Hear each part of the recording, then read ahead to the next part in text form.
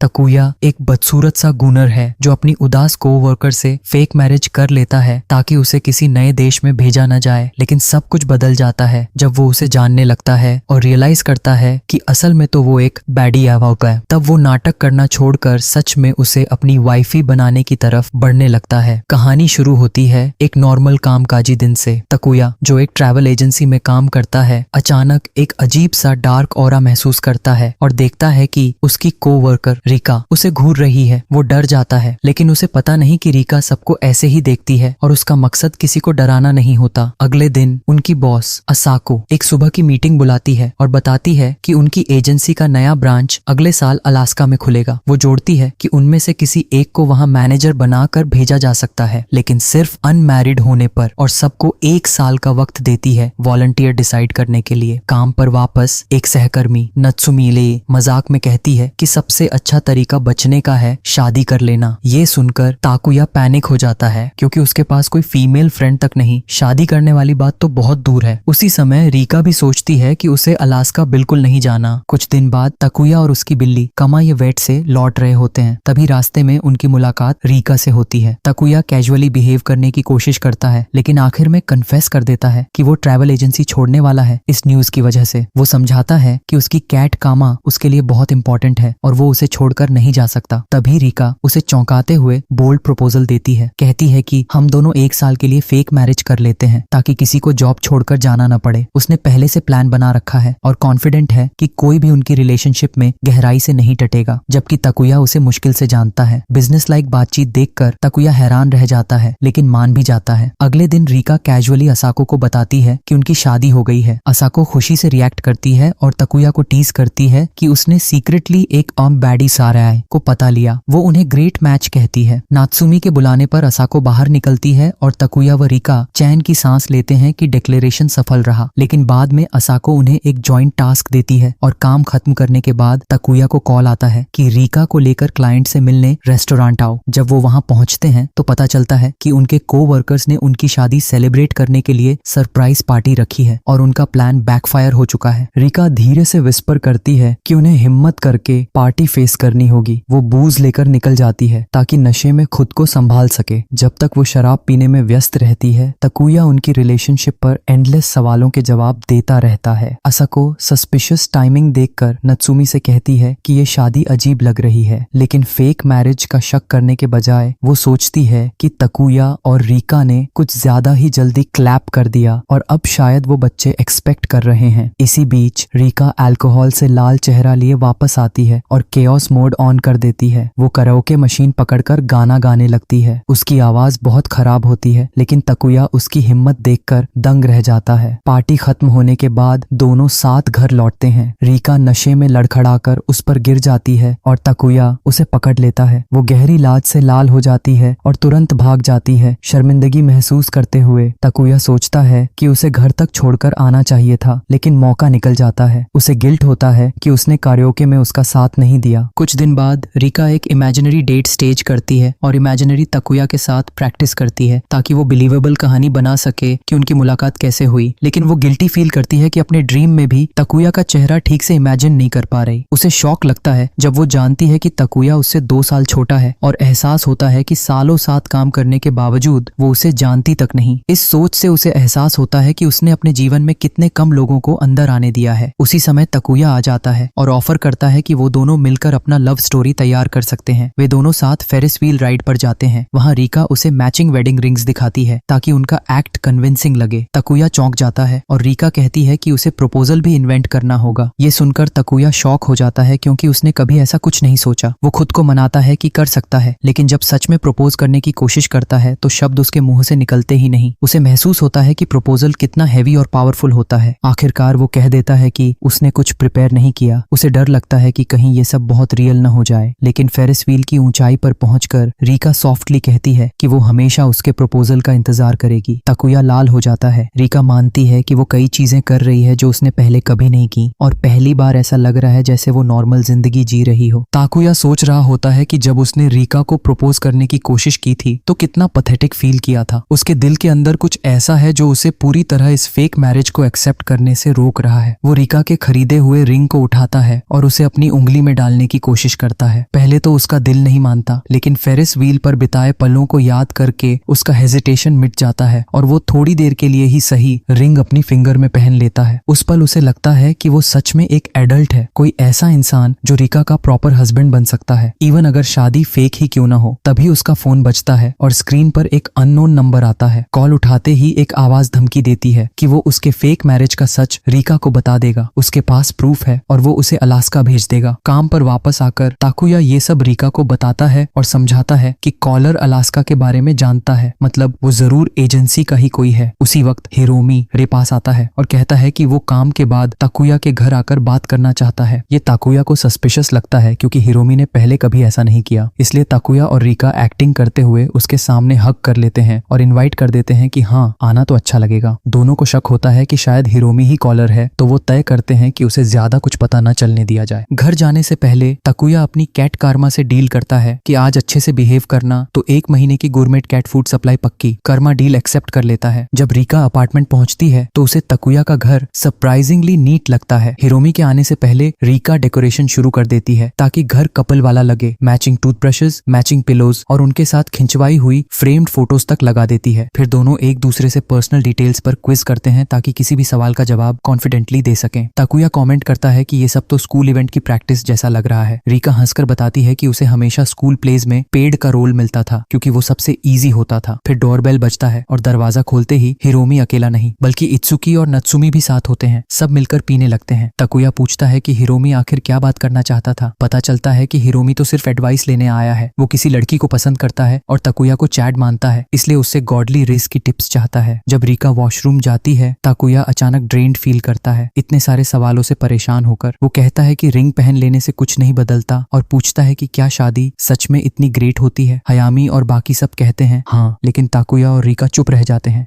इत्सुकी और नात्सुमी के जाने के बाद हिरोमी कन्फेस करता है कि उसे नात्सुमी पसंद है और वो चाहता है कि ताकुया उसका सपोर्ट करे। उसके जाने के बाद ताकुया फिर से उसी धमकी वाले इंसान के बारे में सोचने लगता है क्योंकि हिरोमी तो सिर्फ मैरिज एडवाइस के पीछे था। बाद में जब दोनों सफाई कर रहे होते हैं, रिका डिक्लेयर करती है कि उसे फिर कभी होस्ट नहीं करना। ये सब बहुत एग्जॉस्टिंग है। उसे समझ नहीं आता कि लोग दूसरों की शादी पर इतना एक्साइटेड क्यों हो जाते हैं। ताकुया समझाता है कि शादीशुदा होने से इंसान के चेहरे पर एक अलग सी ग्लो आ जाती है और वही लोगों को अट्रैक्ट करती है, लेकिन रिका कहती है कि उसे कभी ऐसी रोशनी नहीं मिलेगी। ताकुया डिसएग्री करता है और कहता है कि मैं तो कर्मा की वजह से शाइन करता हूँ, हमारे साथ बिताए हुए मोमेंट्स मुझे खुश करते हैं। फिर रिका मानती है कि उसकी ग्लो मैप्स पढ़ने से आती है। वो हर दिन काम के बाद एटलस और मैप्स पढ़ना पसंद करती है। ये कहते हुए वो अचानक पास आ जाती है और दोनों ब्लश कर जाते हैं। ताकुया सॉफ्टली कहता है कि वही तुम्हारी लाइट है। रिका और भी लाल हो जाती है। सफाई खत्म होने पर रिका एक्सक्यूज लेकर निकल जाती है। घर जाते वक्त उसका दिल जोर से धड़कता है क्योंकि वो कभी किसी मर्द के इतना करीब नहीं रही। उसी समय ताकुया अपने बिस्तर पर लेटे सोचता है कि रिका कितनी वंडरफुल है, लेकिन दोनों ही अपने अपने मन को समझाते हैं कि गलत आइडिया मत पालना। कुछ हफ्तों बाद उनकी मैरिज अनाउंसमेंट का ऑफिस बज धीरे धीरे शांत हो जाता है। तभी एक नया आदमी कुइची कायाची आता है और रिका के पास बैठ जाता है। वो इनिशियली रिग्रेट करती है कि क्यों यहाँ बैठी, क्योंकि उसे कस्टमर्स हैंडल करने की आदत नहीं, लेकिन टेबल्स फुल होते हैं तो वो उससे पूछती है कि उसे हेल्प चाहिए क्या। कुइची बताता है कि वो टिकट खरीदने नहीं आया बल्कि ताकुया को ढूंढ रहा है। फिर वो रिवील करता है कि वो ताकुया का पिता है और उसने उसकी शादी के बारे में सुना है। वो रिका से पूछता है कि क्या उसे इस बारे में कुछ पता है। शॉक्ड रिका ताकुया को बचाने के लिए झूठ बोल देती है। कुइची जाते जाते रिका को एक वेडिंग गिफ्ट देता है जिसे वो ताकुया तक पहुंचाए। पहले तो रिका डिसाइड करती है कि गिफ्ट बस ताकुया की डेस्क पर रख देगी, लेकिन फिर उसे याद आता है कि कुइची इतना लंबा सफर करके अपने बेटे से मिलने आया है। वो जल्दी से भागकर उसे पकड़ती है और सजेस्ट करती है कि चलो कैफे चलते हैं ताकि वो ताकुया से मिल सके। कैफे में बैठकर कुइची बताता है कि ताकुया उसका सबसे बड़ा बेटा है और उनके गांव की ट्रेडिशन में शादी का मतलब होता है एक ग्रैंड फेस्टिवल, सैकड़ों मेहमान, पड़ोसी और कोवर्कर्स, और अगर ताकुया की शादी प्रॉपरली ना हुई तो परिवार की इज्जत चली जाएगी। दूसरी तरफ ट्रैवल एजेंसी में ताकुया को रिका का छोड़ा हुआ वेडिंग गिफ्ट और एक मैसेज मिलता है। उसे पैनिक हो जाता है जब रियलाइज करता है कि रिका उसके पिता के साथ कॉफी पी रही है। वो तुरंत कैफे भागता है जहाँ रिका और कुइची बातें कर रहे होते हैं। रिका जल्दी से उसे अलग ले जाकर समझाती है कि उसके पिता को ये नहीं पता कि वो ही उसकी वाइफ है। ताकुया कहता है कि तुम घर जाओ, बाकी मैं संभाल लूंगा, लेकिन जब वो वापस अंदर आता है तो देखता है कि रिका अब भी कुइची के पास बैठी है। रिका कहती है कि वो अभी घर नहीं जा सकती, उसे सब कुछ सीधे एक्सप्लेन करना होगा। कुइची रिका से माफी मांगता है कि उसने उसे परेशान परेशान किया और ट्रेडिशनल वेडिंग के बारे में झूठ बोला। ये रीका को हैरान करता है। कोइची बताता है कि वो ट्रेडिशन पहले जिंदा था, लेकिन अब लोग गांव से शहरों की ओर चले जाते हैं और वहां सेटल हो जाते हैं। शादी और बड़े परिवार अब रेयर हो गए हैं। वो समझता है कि एसो को डल और बोरिंग माना जाता है, लेकिन रीका बताती है कि उसके लिए कंट्री साइड इंटरेस्टिंग है। वो अपना पसंदीदा एटलस दिखाती है और कोइची को समझाती है कि वो कंट्री साइड से उसका लगाव समझ सकती है। कोइची हैरान होता है कि रीका को आसो के बारे में इतना सब कैसे पता है। रीका जवाब देती है कि उसे आसो की ट्रेडिशंस और सीनरी बहुत खूबसूरत लगती हैं। कोइची याद करता है कि कैसे वो ताकुया के साथ ट्रेन्स देखा करता था, माउंटेन्स पर सनसेट्स और राइस पैडीज, जहाँ छोटा ताकुया छुपकर मेंढक पकड़ने में माहिर था। कोइची की बातें सुनकर रीका सोचती है कि कोई भी जगह होम जैसी लग सकती है अगर आप वहाँ लंबे समय तक रहो। कोइची कहता है कि वो आसो से प्यार करता है और कभी नहीं छोड़ेगा। उसे लगता है ये उसकी ड्यूटी है इसे प्रोटेक्ट करने की। ताकुया समझता है कि उसके पिता की बातों में शादी और होम टाउन की तरफ इशारा छिपा है और ये उसे फ्रस्ट्रेट करता है। फिर कोइची मान लेता है कि उसने आसो छोड़ने से पहले ही ताकुया और रीका की शादी के बारे में सुन लिया था। ये सुनकर दोनों शॉक्ड हो जाते हैं क्योंकि उन्हें उम्मीद नहीं थी कि अफवाह इतनी दूर तक पहुंच चुकी है। कोइची को ताकुया की ब्राइड का नाम याद करने में दिक्कत होती है, लेकिन ताकुया जल्दी से बात काट देता है। आखिर में ताकुया कहता है कि वो एसो वापस जाएगा और वहां जाकर प्रॉपर तरीके से मैरिज के बारे में बात करेगा। कोइची संतुष्ट होकर कैफे से निकल जाता है। बाद में ताकुया रीका से कहता है कि वो अपने फैमिली को जाकर सच्चाई बताएगा कि ये मैरिज फेक है। रीका को अफसोस होता है कि ये झूठ अब उसके फैमिली तक पहुंच गया और सिचुएशन हाथ से निकलती जा रही है। काम पर असाको ताकुया को बुलाकर एक फेवर मांगती है। वो बताती है कि प्रिंसेस क्लॉडिया टोक्यो में अपना आखिरी दिन बिताना चाहती है और उसे एक मेल अटेंडेंट चाहिए। ओसाका वार्न करता है कि क्लॉडिया मर्दों के साथ डर्टी है, भले ही वो शादीशुदा हो। वो इंसिस्ट करता है कि ये जॉब ताकुया को करना चाहिए क्योंकि ऑफिस के दूसरे लड़के तो उसे इम्प्रेस करने की कोशिश करेंगे, लेकिन ताकुया तो फियांसे है इसलिए हार्मलेस है। अवश्य कोइता चामाओ ताकुया क्लॉडिया के बारे में बैकग्राउंड रिसर्च करता है और प्रेशर महसूस करता है, खासकर अपने आसो ट्रिप के चलते। रीका उसकी परेशानी नोटिस करती है और हेल्प करना चाहती है, लेकिन खुद को रोक लेती है, रियलाइजिंग कि वो बेवजह उसकी मदद कर रही है। यान थे। अगले दिन ताकुया मीटिंग स्पॉट पर पहुंचता है और हर जगह बॉडीगार्ड्स देखता है। उसे उम्मीद होती है कि क्लॉडिया भीड़ से बाहर आएगी, लेकिन वो डिस्गाइज में एक ऑर्डिनरी लड़की बनकर सामने आती है। वो जापानी बोलने की कोशिश करती है, लेकिन दिक्कत होती है तो ताकुया उसे बताता है कि वो इंग्लिश जानता है। ये सुनकर क्लॉडिया राहत की सांस लेती है। क्लॉडिया बताती है कि आज वो प्रिंसेस क्लॉडिया नहीं, बस क्लॉडिया है जो फन करना चाहती है। ये सुनकर ताकुया पूरी तरह अटेंडेंट मोड में आ जाता है। क्लॉडिया के पास दिन का कोई प्लान नहीं होता तो ताकुया उसे कैट श्राइन ले जाता है क्योंकि वो कैट लवर है। असाको फोन करके पूछती है कि क्लॉडिया मिसिंग क्यों है, लेकिन ताकुया बताता है कि वो उसके साथ है और फिर अपनी प्लान पर टिक जाता है, फिशिंग, खाने पीने और बोटिंग। क्लॉडिया कहती है कि टोक्यो एक जायंट ज्वेलरी बॉक्स जैसा लगता है और उसे इससे भी बड़ा कुछ चाहिए। बहुत सोचने के बाद ताकुया उसे स्कूल रूफटॉप पर ले जाता है जहां आम लोग रेयरली जाते हैं। क्लॉडिया को वहां सेलर एनिमे याद आता है और ताकुया उसे जापानीज स्कूल यूनिफॉर्म देता है ताकि वो बजट सेलर मून कॉस्प्ले कर सके। दोनों रूफटॉप व्यू एंजॉय करते हैं। क्लॉडिया कहती है कि उसकी विश पूरी हो गई, लेकिन उसका आखिरी रिक्वेस्ट है कि वो ताकुया का अपार्टमेंट देखना चाहती है। काम पर कोवर्कर्स उनके आउटिंग के बारे में गॉसिप करते हैं। कोई मजाक करता है कि वो दोनों अकेले थे क्योंकि क्लॉडिया को मर्दों का बहुत शौक है। रीका ये सुनती है, लेकिन वो डिस्टर्ब नहीं होती क्योंकि ताकुया उसका असली लवर नहीं है। शाम को वो ताकुया के अपार्टमेंट पहुंचती है कुछ देने के लिए। अंदर से क्लॉडिया की लाउड हैप्पी आवाजें सुनाई देती हैं। जब वो उसे स्कूल यूनिफॉर्म में देखती है तो रीका कंफ्यूज्ड हो जाती है और सोचती है कि शायद ताकुया को ऐसे किंकी चीजें पसंद हैं। अचानक क्लॉडिया उसे देख लेती है, लेकिन रीका छुप जाती है और ताकुया समझाता है कि ये शेयर्ड अपार्टमेंट है तो लोग अक्सर आते जाते रहते हैं। रीका घबरा जाती है और वहां से निकल जाती है, ये सोचकर कि शायद ताकुया अब तक क्लॉडिया के साथ क्रीमी एडवेंचर्स में बिजी होगा। उधर क्लॉडिया कारमा के रूम में घुसने की कोशिश करती है, लेकिन बिल्ली उसे स्क्रैच कर देती है और वो ताकुया पर गिर जाती है। तभी रीका अंदर आ जाती है और जेलस होकर ताकुया को डांटती है कि वो एक प्रिंसेस के साथ बेली बम्प करके उनकी मैरिज रिस्क में डाल रहा है। क्लॉडिया मुस्कुराकर उसे हेलो करती है और कहती है कि वो तो उसे मिलने ही आई थी। ताकुया बताता है कि उसने रीका को टेक्स्ट किया था, लेकिन उसने नहीं देखा। फिर वो एक्सप्लेन करता है कि क्लॉडिया यहाँ इसलिए है क्योंकि उसने बताया था कि वो और रीका एंगेज्ड हैं। क्लॉडिया उसकी लॉयल्टी देखकर इम्प्रेस्ड हो जाती है और मानती है कि वो रॉयल फैमिली छोड़ने के बारे में सोच रही है। वो रिवील करती है कि उसका एक सीक्रेट लवर मरी है और उसकी शादी सिर्फ देश के लिए थी। क्लॉडिया मानती है कि वो लंबे समय से मैरिज के मतलब पर सवाल उठा रही थी, लेकिन ताकुया और रीका को देखकर उसे इंस्पिरेशन मिला कि वो भी किसी दिन अपने सच्चे प्यार से शादी करेगी, जैसे एक ऑर्डिनरी इंसान। जाते जाते क्लॉडिया दोनों को थैंक्स कहती है कि उन्होंने उसे उसकी जिंदगी का बेस्ट दिन दिया। उसके बाद रीका शर्मिंदा होकर माफी मांगती है और बताती है कि वो सिर्फ ताकुया को एक मेंढक के आकार आकार का पत्थर देने आई थी क्योंकि उसे स्टोन्स कलेक्ट करने का शौक है और उसके पिता ने बताया था कि तकुया को फ्रॉग्स पकड़ना पसंद है। शर्म के मारे वो जल्दी से निकल जाती है और सोचती है कि अब दोबारा ऐसा कुछ नहीं करेगी, लेकिन तकुया उस गिफ्ट को चेरिश करता है और सोचता है कि अगर उसने सच में रीका से प्यार में शादी की होती तो कैसा होता। कुछ दिन बाद तकुया को अपनी बहन का मैसेज आता है जो लगातार उसकी शादी के बारे में सवाल कर रही होती है। ये बार बार की पूछताछ उसे डिसाइड कराती है कि वीकेंड पर वो आसो जाएगा और अपने फैमिली को सच बता देगा कि ये शादी सिर्फ एक फैब्रिकेशन है। लेकिन जैसे ही वो ये रिजॉल्व करता है उसकी नजर उस छोटे से फ्रॉग शेप्ड स्टोन पर पड़ती है। वो याद करता है रीका ने किस कैजुअली उसे दिया था और अचानक ब्लश कर जाता है, सोचकर कि शायद इसके पीछे कोई डीपर मीनिंग था। फिर भी उसके अंदर का एक हिस्सा मानता है कि रीका बस उसे उनके प्लान पर टिके रहने की याद दिला रही थी। अगले दिन दफ्तर पहुंचकर तकुया नोटिस करता है कि रीका डिस्टेंस बना रही है। वो पिछली बार अपार्टमेंट वाली ऑकवर्डनेस से एम्बैरेस्ड है और किसी से इतना करीब पहले कभी नहीं रही। तभी हिरोमी कैजुअली कॉर्नर करके पूछ लेता है कि क्या वो तकुया के साथ आसो जाने वाली है फ्यूचर ब्राइड मीटिंग के लिए। रीका शॉक हो जाती है कि हिरोमी को उसके ट्रिप के बारे में कैसे पता चला। कॉर्नर्ड होकर वो कुछ जवाब नहीं दे पाती। तभी तकुया बीच में आकर उसे बचा लेता है और सबको कहता है कि रीका उसके साथ नहीं जाएगी क्योंकि ये डल फैमिली मैटर्स हैं। बाद में वो उसे रियश्योर करता है कि वो प्लान के हिसाब से चल रहा है और उसे टेंशन नहीं लेनी चाहिए। तभी रीका को एक अननोन कॉल आता है। वही शख्स जो तकुया को थ्रेटन कर रहा था। वो उसे दबाव डालता है कि वो आसो जाकर उसके परिवार से मिले और साबित करे कि मैरिज असली है। काम खत्म होने के बाद तकुया कामा को सैन मोरी के पेट होटल में छोड़ने जाता है। मोरी नोटिस करती है कि ये अनयूजुअल है क्योंकि वो कामा को रेयरली वहां छोड़ता है। वो पूछती है कि वो कहाँ जा रहा है, लेकिन तकुया जवाब नहीं देता। उसके दिमाग में बस स्ट्रैटेजी चल रही होती है। मोरी हाफ जोक करती है कि भले ही उसके पास ह्यूमंस के लिए मेडिसिन नहीं है, लेकिन वो चीयर अप करने की कोशिश कर सकती है। उसकी बातों से तकुया हल्का महसूस करता है और याद दिलाता है कि वो ये सब कारमा के लिए एंड्योर कर रहा है। उधर रीका अपने अपार्टमेंट में ट्रिप की तैयारी करती है। एक्साइटमेंट और गिल्ट दोनों मिक्स्ड हैं। उसे लगता है कि उसे तकुया से माफी मांगनी चाहिए। सोचते हुए कि आंसू में क्या पहनना सही रहेगा, उसे अपनी माँ की एडवाइस याद आती है। खुद पर कॉन्फिडेंस रखो, अपनी इंटेलिजेंस और डिसीजंस पर भरोसा करो। अगली सुबह तकुया पहले से ही एयरपोर्ट पर इंतजार कर रहा होता है जब रीका आती है। उसकी आउटफिट देखकर तकुया स्टन्ड रह जाता है। वो सचमुच एक ऐसी यंग वुमन लग रही होती है जो फ्यूचर इन लॉज को इम्प्रेस करने निकली हो। प्लेन पर बैठते ही रीका अपनी चॉइस पर डाउट करने लगती है, सोचकर कि उसकी ये लुक उनके फैब्रिकेटेड स्टोरी को और बिलीवेबल बना देगी। मूड हल्का करने के लिए तकुया उसके फैमिली के बारे में पूछता है। रीका पहले हेजिटेट करती है, फिर बताती है कि वो पहले आसो अपने फैमिली के साथ जा चुकी है। बात करते हुए साफ हो जाता है कि उसे ये सब्जेक्ट पसंद नहीं, लेकिन फिर भी वो एक्सप्लेन करती है क्योंकि शायद ये उसके फैमिली के सामने आ सकता है। वो बताती है कि उसका फादर चाइल्डहुड में एब्सेंट था और उसकी माँ लगातार काम करती थी, जिससे उसे खुद को घर पर बड़ा करना पड़ा। वो मैप्स के साथ खेलती थी और खुद और अपनी माँ की डॉल्स बनाती थी, ये इमेजिन करने के लिए कि वो किसी सिटी में ट्रैवल कर रही हैं जहाँ फाइनली वो दोनों साथ हों। रीका इसे एक काइटा डल स्टोरी ही कहती है, लेकिन तकुया के लिए ये बिल्कुल डल नहीं थी। जब एडे प्लेन असो में लैंड करता है, रीका उसे गुड लक को देती है इससे पहले कि वे उसके फैमिली का सामना करें। तभी तकुया की ग्रैंडमदर एयरपोर्ट पर उन्हें सरप्राइज करती हैं। तकुया एक्सप्लेन करता है कि वह उनके पिता की तरफ से हैं और सभी मिलकर उनके साथ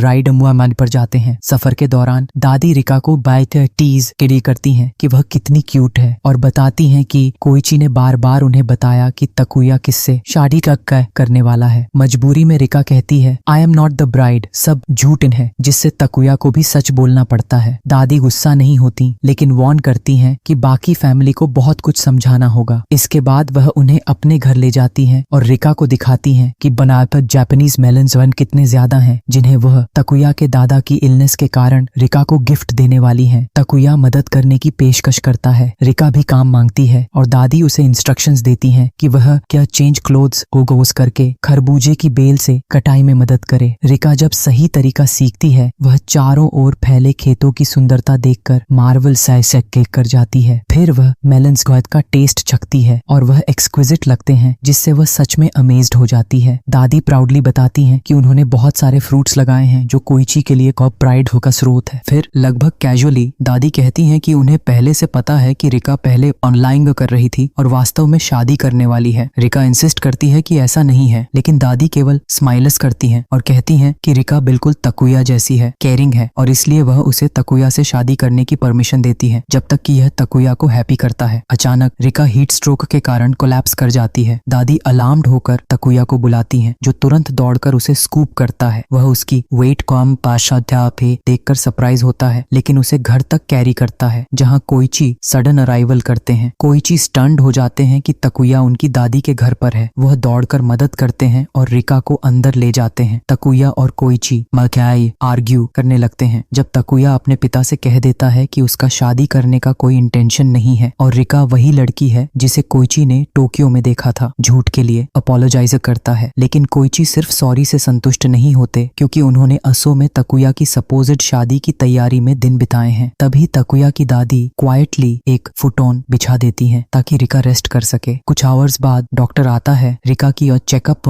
करता है और अश्योर करता है कि वह हीट स्ट्रोक से नहीं सिर्फ फैटीग से पीड़ित है और बस रेस्ट की जरूरत है। सभी रिलीव्ड हार्टेड हैं। डॉक्टर के जाने के बाद कोइची तकुया से कहते हैं कि वह हाफ हार्टेडली लाइफ जी रहा है। अचानक दादी माफी मांगती हैं कि रिका फेंट हुई और दोनों उसे फॉरगिव करते हैं। फिर कोइची के घर की ओर जाते हैं। घर पर तकुया कन्फेस करता है कि उसने रिका के साथ मैरिज के बारे में झूठ बोला। उसकी बहनें और माँ डिसअपॉइंटेड दिखती हैं क्योंकि उन्होंने वेडिंग गिफ्ट्स खरीदे और लैविश मील प्रिपेयर किया था। जैसे ही वे उसके फैमिली के घर की ओर चलते हैं, रिका फिर से नोटिस करती है कि उसका हेयर में कितना फ्लफी दिखता है और जैसे ही उसे एहसास होता है कि वह घूर रही है, जल्दी से एम्बैरेस्ड हो जाती है। घर पर उसकी पेलित सिस्टर्स होम और माँ वार्मली उसका स्वागत करती हैं। रिका पिछली दिन हुई परेशानियों के लिए अपोलोजाइज करती है, लेकिन उसकी माँ इंसिस्ट करती है कि यह तकुया की गलती थी। रिका उनके साथ बैठती है और तकुया ऑकवर्डली हॉलवे में खड़ा रहता है, सुनते हुए कि उसका फैमिली उससे सवाल पूछ रहा है। उसकी बहन अंततः कहती है कि वह रिका को असो में घुमाए इससे पहले कि वे डिपार्चर पाउनर। रिका चाहती है कि वह कोइची से अपोलोजाइज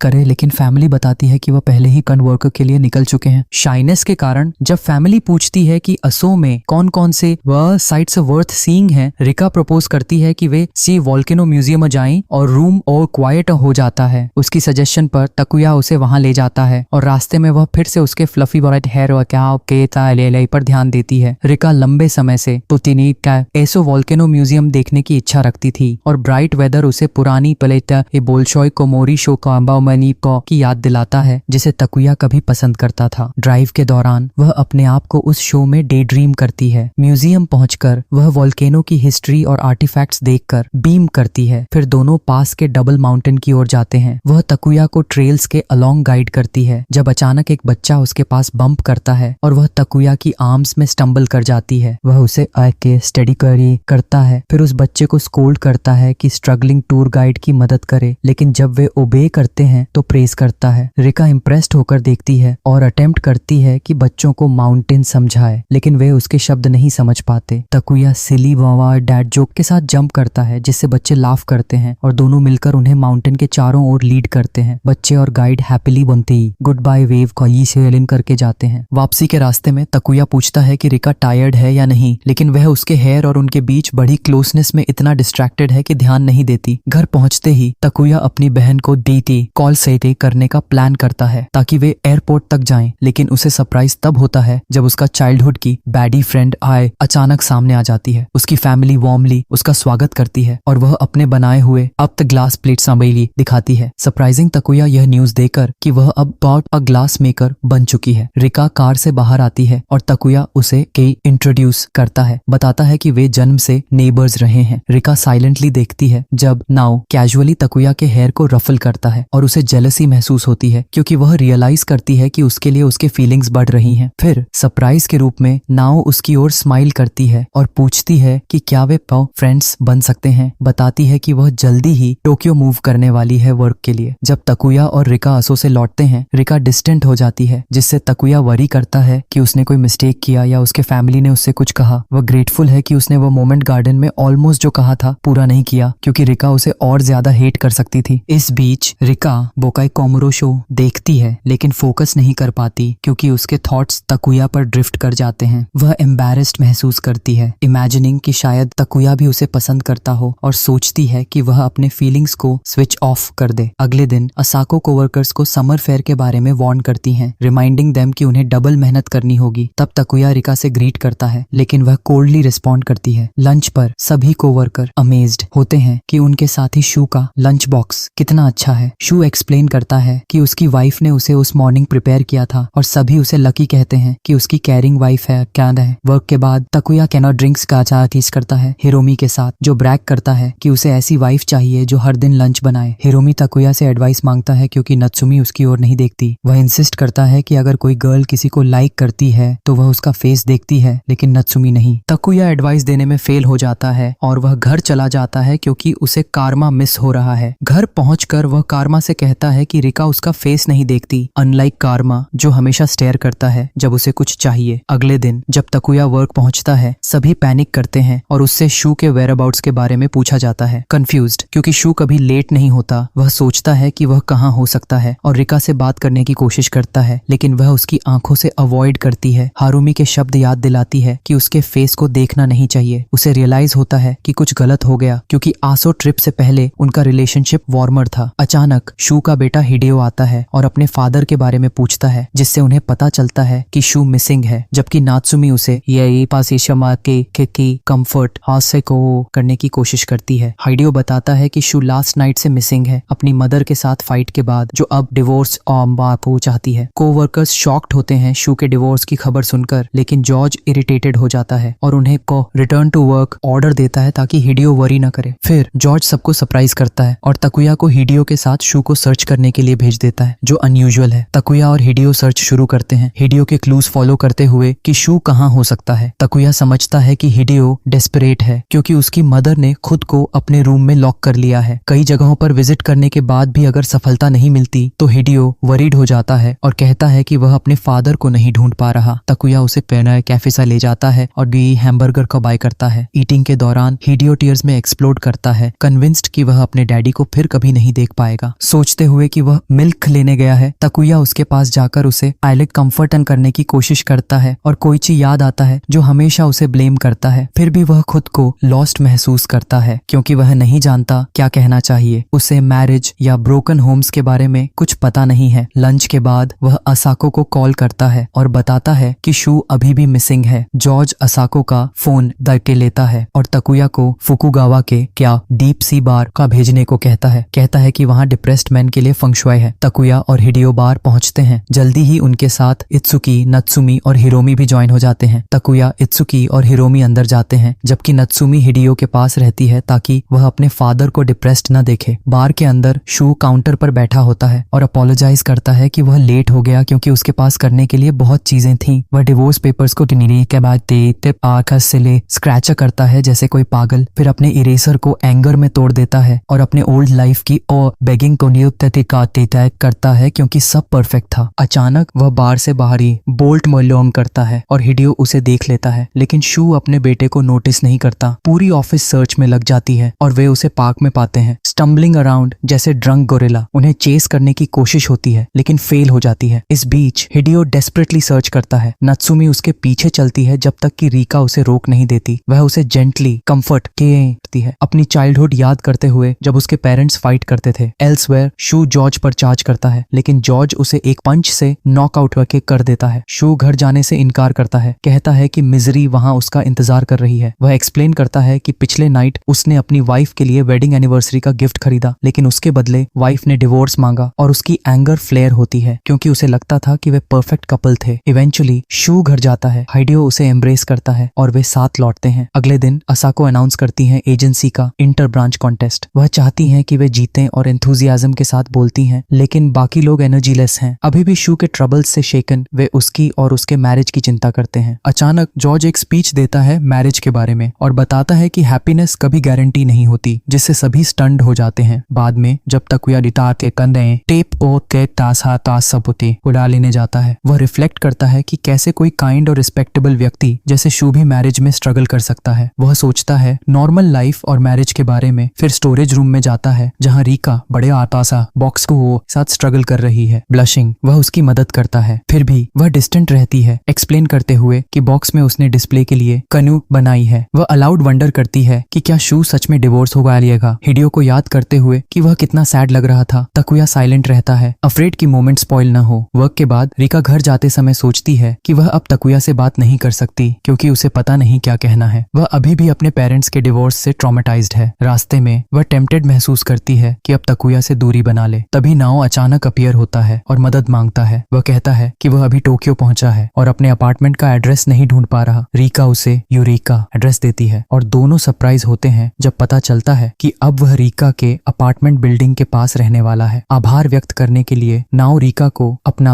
वर्कशॉप एड्रेस देता है ताकि वह विजिट कर सके। अगले दिन तकुया रीका को बताता है कि वह ऑफिस के बाहर वर्क करेगा। तकुया रीका को देखता है लेकिन वह उसकी आंखों से अवॉइड करती है, जबकि रीका उसे बताना चाहती है कि उसने नाओ से हाल ही में भी ये बम्प को डील किया था। वह सोचती है कि यह उसका बिजनेस नहीं है और मन बदल लेती है। वर्क के बाद रीका सोचती है कि नाओ किस तरह का इंसान है और डिसाइड करती है कि वह उसके वर्कशॉप जाएगी। जब रीका नाइल्स ग्लास वर्कशॉप पहुंचती है, वह देखती है कि नाओ ग्लास इंप्रेस करने की कोशिश कर रहा है। मास्टर अब ग्लास पीस बना रहा है लेकिन उसे लगता है कि यह अच्छा नहीं है। रीका नाओ की स्किल से इम्प्रेस्ड होती है और घर जाने का डिसाइड करती है, लेकिन नाओ उसे देखता है, ग्रीट करता है और एडमिट करता है कि वह टोक्यो को लेकर एंग्शियस है। अपनी टेंशन कम करने के लिए वह रीका के अपार्टमेंट में ड्रिंकिंग पार्टी रखने का सुझाव देता है। लेटर रीका रिफ्यूज करने की कोशिश करती है क्योंकि उसने कभी किसी को अपने अपार्टमेंट में अलाउ नहीं किया, लेकिन आखिरकार वह नाओ को एनरिके के अपार्टमेंट में अलाउ कर देती है। नाओ बियर्स और स्ट्रॉन्ग अल्कोहल लाता है। वह रीका को बताती है कि जो ग्लास वह यूज कर रही है वह उसने खुद बनाई है और उसमें स्टोन्स भी शामिल हैं। रीका याद करती है कि जब वह छोटी थी वह फियरलेस थी और आसो के पास माउंटेन्स और रिवर्स में खेलती थी क्योंकि यह उसका सीक्रेट हाइड आउट था। तब उसने नदी के पास एक स्विमिंग होल डिस्कवर किया। रीका रिमार्क्स करती है कि नाओ उसे ऐसे डिस्क्राइब करता है जैसे टोटोरो वहां दिखाई दे, लेकिन नाओ कहता है कि ग्रे हेरन्स वहां आते हैं। अपना पास्ट शेयर करने के बाद नाओ रीका से पूछता है कि क्या वह कभी इरिटेट होती है और रीका रिप्लाई करती है कि नाओ के मैप का कॉर्नर फोल्ड होना उसे इरिटेट करता है। वह बियर की एक कैन खोलती है और हर इरिटेटिंग चीज पर एक और बियर खोलती है। नाओ रीका से कहता है कि उसे पता है कि रीका और तकुया का फेक मैरिज उसके फैमिली को पता है और वह पूछता है कि क्या रीका के फीलिंग्स तकुया के लिए हैं। रीका एडमिट करती है कि वह जानना चाहती है कि तकुया के फीलिंग्स क्या हैं और उसने कभी नहीं सोचा कि वह किसी अडोरेबल के इतना क्लोज हो सकता है। रीका ह्यूमन इमोशन समझने में स्ट्रगल करती है क्योंकि उसने कभी किसी के क्लोज नहीं हुई। वह सोचती है कि अगर उसके और तकुया के बीच कुछ नहीं है तो उसे सीधे कहना चाहिए। वह ऑलमोस्ट पूछती है कि क्या वह और तकुया चाइल्डहुड फ्रेंड्स हैं, लेकिन वो पुल बैक करती है, हेड टेबल पर लोअर करती है क्योंकि फेक मैरिज में उसे जेलसी करने का कोई राइट नहीं है। इसके बजाय वह नाओ से पूछती है कि क्या तकुया चाइल्डहुड से वेग था। नाओ आंसर देता है कि वह कभी वेग नहीं था, सिवाय उस बार जब उसने उसका सीक्रेट स्पॉट डिस्कवर किया और वे मिडनाइट तक वहां खेले। अब नाओ रो रही थी क्योंकि वे लॉस्ट हो गए थे, लेकिन तकुया ने उसे कंफर्ट ज़ोन किया और घर ले आया। और जबकि उसके पेरेंट्स नाराज थे, तकुया ने उसकी टैंक डिफेंडर घेर की। यह सुनकर रीका डाउट करती है कि तकुया फिर कभी ऐसा करेगा। अचानक नाओ डिसाइड करती है कि वह उसे कॉल करे क्योंकि रीका चाहती है कि वह उसके साथ क्लियर हो। नाओ तकुया को कॉल करती है और बताती है कि वह रीका के अपार्टमेंट में ड्रिंकिंग कर रही है और वह तुरंत आए। रीका उसे रोकती नहीं, लेकिन नाओ शराब के कारण पास आउट हो जाती है। रीका तकुया के आने का इंतजार करती है और जब वह आता है तो दोनों महिलाएं ड्रंक हैं। वह नाओ को वेके करने की कोशिश करता है, लेकिन रीका गुस्से में कहती है कि वह बैठ जाए क्योंकि उसके पास उसके लिए क्वेश्चंस हैं। रीका पूछती है कि तकुया ने उससे क्या कहना चाहा। गार्डन में तकुया जवाब देता है कि वह केवल ये कहना चाहता था कि वह रात में उसके साथ वॉक करने के लिए ग्रेटफुल है, जिससे रीका डिसअपॉइंटेड होती है क्योंकि उसने कुछ ज्यादा डे ड्रीम किया था। वह अपोलोजाइज करता है अगर वह गुस्सा हो और एडमिट करता है कि उसे शब्दों में हमेशा देर लग जाती है। वह एक्सप्लेन करता है कि जब वह छोटा था उसने सोचा कि वह हर चीज में एक्सेल करेगा, लेकिन जैसे जैसे बड़ा हुआ दुनिया लेस सेंस करने लगी। रीका बताती है कि उसका भी सिमिलर एक्सपीरियंस है क्योंकि उसने अपने पेरेंट्स को कट ऑफ कर दिया था जब वह यंग थी और जब वह हिडियो को कंफर्ट कर रही थी उसने चाहा कि वह उसकी तरह फॉलो ना करे। वह बिलीव करती है कि अगर वह अपनी फीलिंग्स ऑफ कर दे तो उसे हर्ट नहीं होगा, फिर भी वह ऐसा नहीं कर सकती क्योंकि तकुया है। रीका ब्लेम करती है तकुया को क्योंकि उसने क्यूट बातें कही जो उसे रिकंसिडर करने पर मजबूर करती हैं कि वह उसे कट ऑफ कर दे, और क्योंकि वे कोवर्कर्स हैं वह चाहती है कि वे एक दूसरे के साथ क्लियर हों। तकुया पॉज करता है, फिर अचानक रीका से पूछता है कि वह उसके साथ बाहर जाए और उसकी गर्लफ्रेंड बने। रूम साइलेंट हो जाता है क्योंकि दोनों सोचते हैं कि क्या उन्होंने अपने वर्ड्स रिट्रैक्ट कर लिए। तकुया ऑलरेडी ऑकवर्ड वर्क डेज का इमेजिन करता है जहां वह एंग्री रीका के सामने बैठा होगा और रीका सोचती है कि क्या वह अल्कोहल के कारण हेलुसिनेट कर रही है। जो कॉल करने को टेम्प्टेड लेकिन रियलिस्टिक नहीं जानता। ताकुया स्कैर्ड फील करता है उसकी स्टेयर में, जबकि रीका साइलेंटली सोचती है कि उसने क्यों इवन उससे पूछ लिया। लव और डेटिंग में लिमिटेड एक्सपीरियंस के कारण रीका याद करती है कि जब वह चाइल्ड थी हर बॉय जो उसके पास आया इवेंचुअली बोर हो गया। उसने इसकी आदत डाल ली है क्योंकि वह ह्यूमन है, लेकिन वह फियर करती है कि तकुया भी डेटिंग में बोर हो जाएगा। टाइम पास होता है और दोनों वेट करते हैं कि कोई बोले, विशिंग कि कोई डिसेबल रिलीज करे, लेकिन आवर्स वेट करने के बाद ताकुया फाइनली डिसाइड करता है कि नाओ को बाहर ड्रैग करे और उसे घर ले जाए। रिका ओवर थिंकिंग के कारण पास आउट हो जाती है, जबकि ताकुया नाओ को कैरी करता है और स्ट्रेस्ड फील करता है कि उसने रिका को अपने फीलिंग्स कन्फेस किए। मॉर्निंग में जब रिका अपनी ड्रिंकिंग पार्टी के बाद उठती है, उसका पूरा बॉडी सोर फील करता है और उसे सिक फील होता है। वह रियलाइज करती है कि वह पैथेटिक लूजर है जो सोर हो जाती है सिर्फ इसलिए कि उससे पूछा गया कि क्या वह उसे पसंद करती है। बस में ब्रेकफास्ट करते समय और वर्क जाते समय सोरनेस बनी रहती है। ऑफिस में बैठते ही उसे रिलीफ होता है कि ताकुया को डे ऑफ है, लेकिन अभी भी एम्बैरेस्ड है जो लास्ट नाइट हुआ। वह सहन नहीं कर सकती कि वह इतनी इजीली फ्लस्टर्ड हो जाती है और सोचती है कि उसे कॉल करना चाहिए। मीनवाइल ताकुया अपने अपार्टमेंट में दिन बिताता है बेड पर, एम्बैरेस्ड कि उसने रिका को अपनी फीलिंग्स कन्फेस की। वह विश करता है कि लाइफ में वीडियो गेम्स जैसे रीस्टार्ट बटन होता, क्योंकि लास्ट नाइट उसने जो किया वह उसे स्टूपिड लगता है। वह नोटिस करता है कि काल्मा उसे कोल्डली थे ग्लेरिंग वालाइटी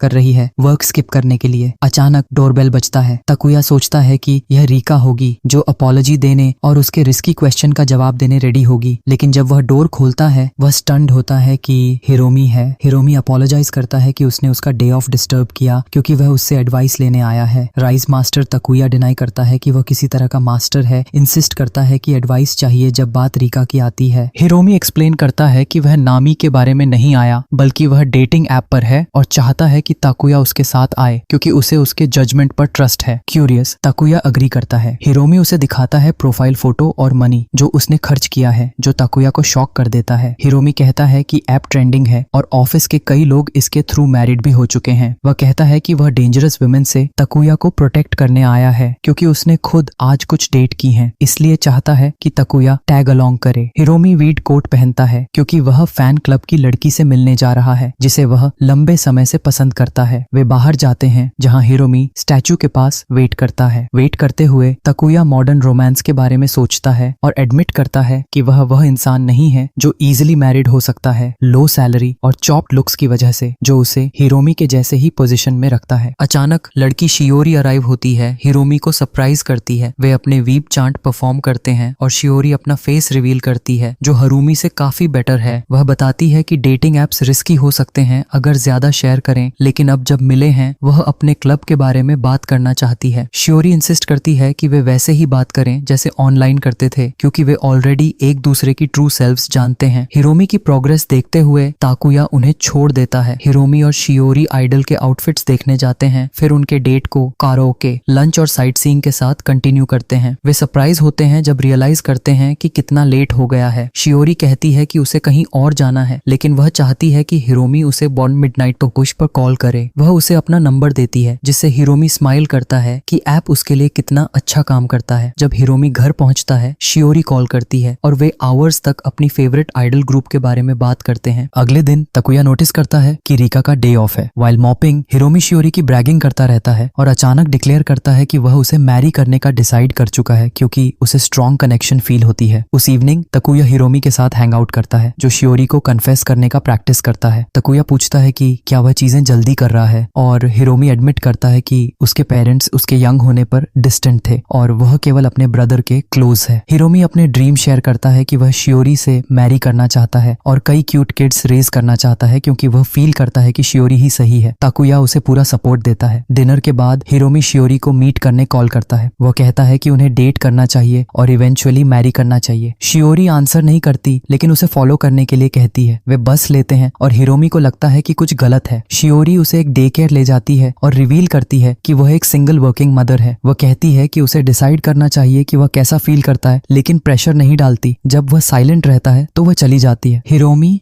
डीप सी बार कह जाता है और ताकुया को बताता है कि क्या हुआ। ताकुया कहता है कि उसे कोई प्रॉब्लम नहीं है कि शियोरी सिंगल मदर है, लेकिन एडमिट करता है कि रेवलेशन ने उसे शेक किया। डेज बाद हिरोमी अभी भी शियोरी के बारे में सोचता रहता है, लेकिन बैंक में उसे रियलाइज होता है कि वह चाइल्ड सपोर्ट अफोर्ड कर सकता है। एक्साइटेड होकर वह शियोरी से रेस्टोरेंट में मिलने को कहता है। वेटिंग करते हुए वह एंग्शियस होता है कि शायद वह नहीं आएगी, लेकिन शियोरी की डे केयर फ्रेंड इचिका अराइव होती है और मैसेज देती है कि शियोरी थैंकफुल है लेकिन सॉरी भी कहती है। हिरोमी पूछता है कि क्या शियोरी अभी भी उसे पसंद करती है। इचिका कहती है कि वह आंसर नहीं दे सकती। वह एक्सप्लेन करती है कि उसने अपने किड्स का यूज किया था मेन को डराने के लिए, लेकिन इंसिस्ट करती है कि शियोरी वैसी नहीं है। हिरोमी ग्रेसफुली रिजेक्शन एक्सेप्ट करता है और मिडनाइट में ताकुया से मिलता है। वह एडमिट करता है कि वह अभी मैरिज के लिए रेडी नहीं है और ब्लेम करता है खुद को कि उसने काओरी की फीलिंग्स हर्ट की, जबकि वह रोता है। ताकुया वंडर करता है कि क्या वह कभी रिका के लिए इतना कर पाएगा।